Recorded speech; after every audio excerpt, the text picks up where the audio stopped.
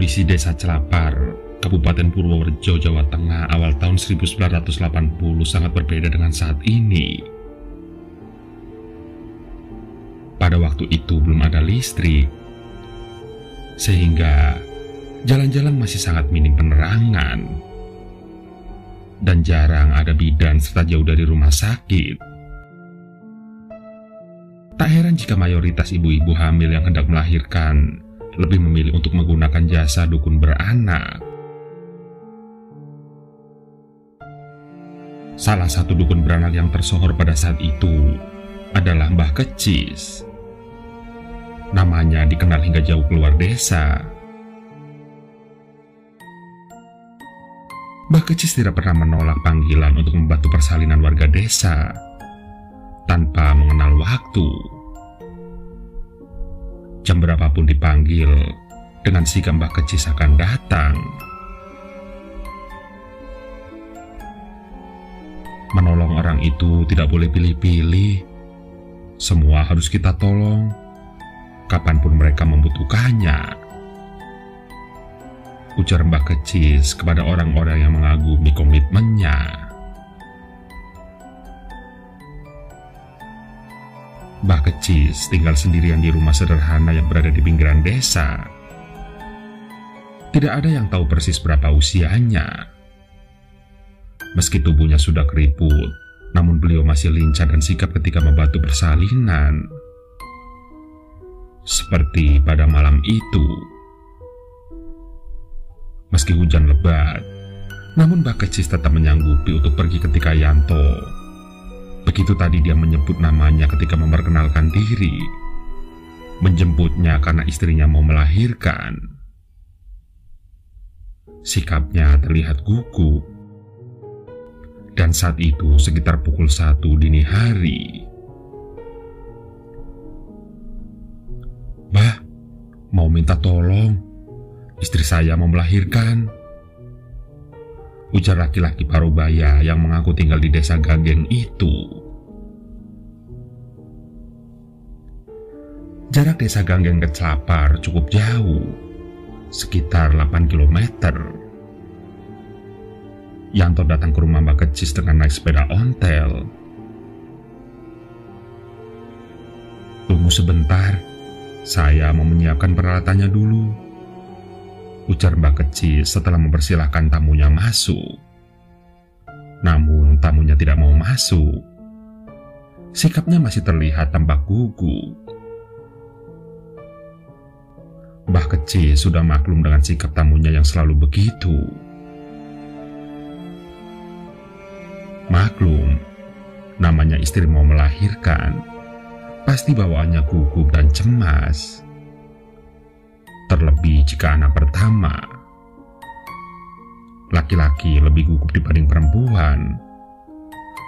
Padahal yang mau bertaruh nyawa untuk melahirkan anak itu adalah istrinya, bukan suaminya.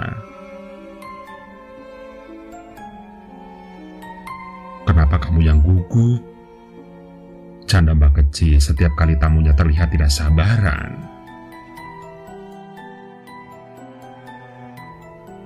Begitu hujan reda dan Mbah Kecis selesai menyiapkan peralatannya, mereka bergegas meninggalkan rumah sederhana itu. Mbah Kecis naik di boncengan sepeda. Sesekali dia merapatkan pakaian tebalnya karena udara terasa sangat dingin. Sisa air hujan sesekali masih menetes dari dedaunan yang banyak tumbuh di kanan kiri jalan. Mendung pekat juga masih menggelayut di langit. Praktis, jalanan yang mereka lalui sangat gelap. Beruntung, sesekali cahaya kilat menyambar membantu Yanto mengawasi jalanan yang dilaluinya.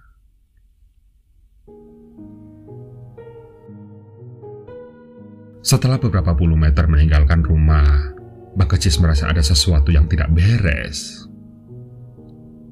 Laju sepeda ontel yang dinaikinya terasa begitu cepat dan mulus.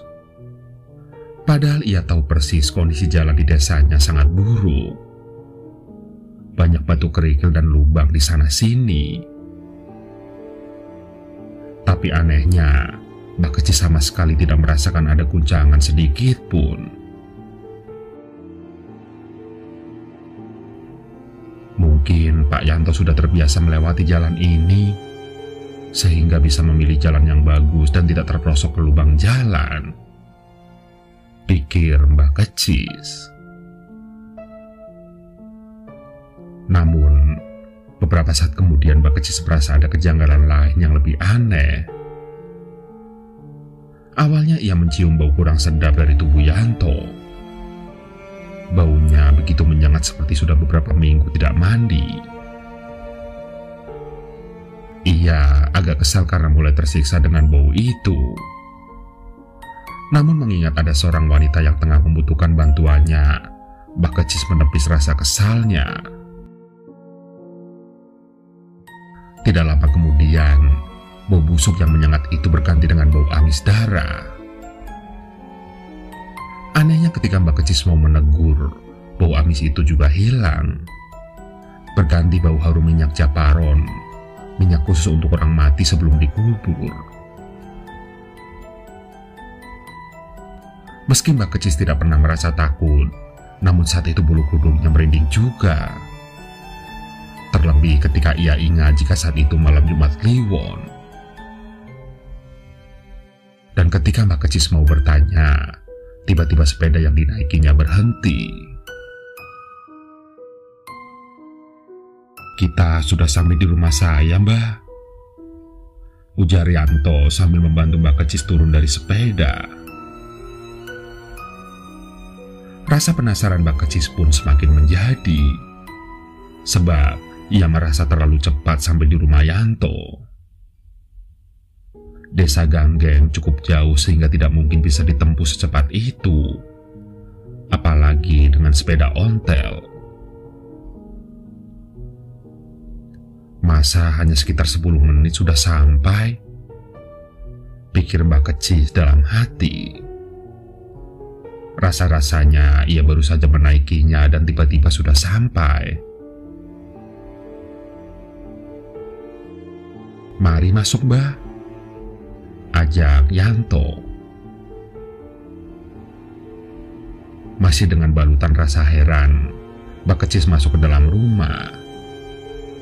Sekali ini ia tidak mampu lagi menutupi keheranannya.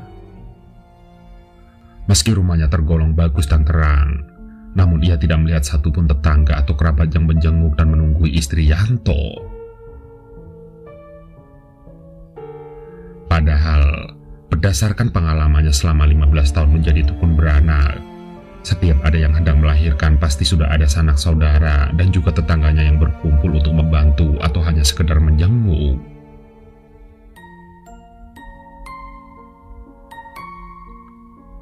"Tidak ada yang menunggui?" tanya Mbak Kecis. "Rumah di sini letaknya berjauhan, Mbak," sahut Yanto. "Lagi pula tadi kerasanya sudah malam, jadi belum ada tetangga yang tahu. Gak enak rasanya untuk membangunkan tetangga," sambungnya. Mbak Kecis manggut-manggut meski hatinya tetap penasaran. Ia lalu masuk ke kamar di mana istri Yanto sudah berbaring dengan posisi siap untuk melahirkan. Buru-buru, Mbak Kecis mengeluarkan peralatan dan segera membantu persalinan perempuan muda itu. Sepanjang proses persalinan, istri Yanto sama sekali tidak berbicara. Hanya sesekali saja mengeluarkan erangan kecil. Raut mukanya juga sama sekali tidak mengekspresikan kesakitan ataupun ekspresi-ekspresi sewajarnya orang yang akan melahirkan. Datar saja.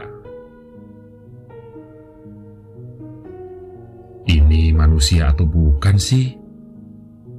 batin Mbak Kecis bertanya-tanya.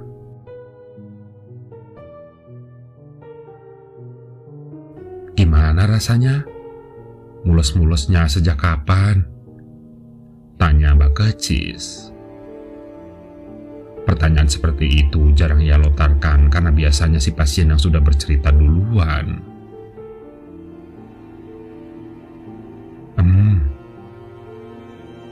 itu yang terlontar dari bibir istri Yanto. Mbak Kecis pun enggan bertanya lebih jauh. Dia kini lebih sibuk membantu mengeluarkan bayi itu dari rahim istri Yanto. Tidak berapa lama lahirlah bayi berkelamin laki-laki. Tidak ada darah maupun air ketuban yang keluar dari gua garba istri Yanto. Semuanya bersih. Karena sudah terlalu banyak kejanggalan yang ditemuinya, Mbak Kecis sudah tidak peduli lagi dengan keanehan itu. Ia segera bersiap untuk memandikan bayi yang ukurannya lebih besar dari bayi normal pada umumnya. Rambutnya sangat lebat dan panjang. Kuku-kukunya juga panjang-panjang. Singkat cerita, ketika sedang dimandikan, tiba-tiba bayi itu tersenyum lebar pada Mbak Kecis, seraya memperlihatkan gigi-giginya yang besar, sebesar kotak korek api. Sepertinya bayi itu bisa mengenali orang di sekitarnya. Saking kagetnya, Mbak Kecis nyaris melempar bayi itu. Namun nalurinya melarang. Mbak Kecis kini sadar dengan apa yang dihadapinya. Namun, ia berusaha untuk tetap tenang dan melanjutkan mengurus bayi itu hingga tuntas. Walaupun dengan ketakutan yang luar biasa. Sepanjang aktivitasnya, badan dan tangan Mbak Kecis gemetaran dengan hebat saking takutnya. Setelah semuanya selesai, Mbak Kecis segera berpamitan pada Yanto dan istrinya. Yanto beberapa kali mengucapkan terima kasih pada Mbak Kecis dan memberinya amplop sebagai imbalan atas jasanya. Dia juga menawarkan diri untuk mengantar Mbak Kecis pulang. Namun ditolaknya dengan halus. "Sudahlah, biar aku pulang sendiri. Temani saja istrimu. Kasihan, dia tidak ada yang menemani," kata Mbak Kecis memberikan alasan. "Kalau itu maunya Mbah, saya juga tidak bisa memaksa. Sekali lagi saya mengucapkan terima kasih ya Mbah," kata Yanto datar.